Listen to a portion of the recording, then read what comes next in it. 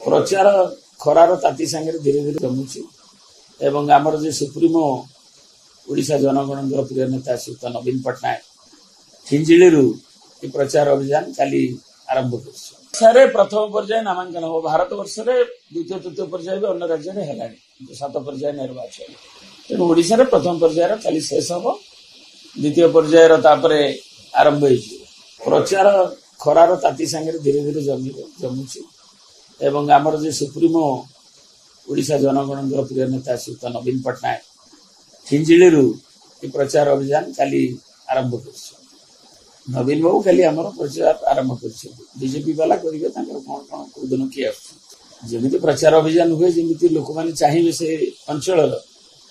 मुख्यमंत्री केते भी जगह जापर अन्य जी